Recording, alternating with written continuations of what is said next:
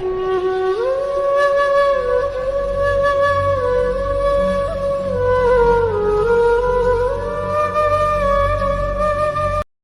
Guys, কেমন আছো তোমরা সবাই? আশা করি সবাই খুব ভালো আছে। তো আজকে হচ্ছে শিবরাত্রি, তো আমরা আজকে রেডি হয়ে আগে ঘরে ঠাকুরটাকে জল দিয়ে এসেছি, তারপরে আমরা চলে এসেছি একটা মন্দিরে, তা দানেবেশ্বর মন্দিরে এসে আমরা এখানে গঙ্গা দেখা, তারপরে গঙ্গার ঘাটে গিয়ে গঙ্গাকে প্রণাম করে গঙ্গার জল নিয়ে এসে তারপর তোমাদেরকে দেখিয়ে দিলাম এখানের ভিউটা।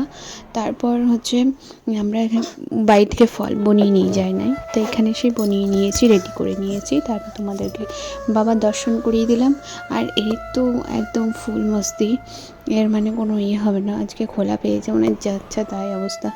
তারপর তোমাদের আরেকবার দেখিয়ে দিলাম এই জায়গাটা এত মনোরম জায়গা, আর এখানে সবাই পিকনিক করতে আসে, এখানে পিকনিক স্পট। আর এটা হচ্ছে আমাদের বাড়ির ঠাকুরকে প্রণাম করে জয় শিবের মাথায় জল ঢেলে আমরা চললাম বাড়ির দিকে যাওয়ার পর তো মানে আমাদের কোলে বসে যাবে না, একদম প্রপার সিটে বসে এরকমভাবে বসে যাবে, তো এইভাবে বসেই নিয়ে এসছি ওকে।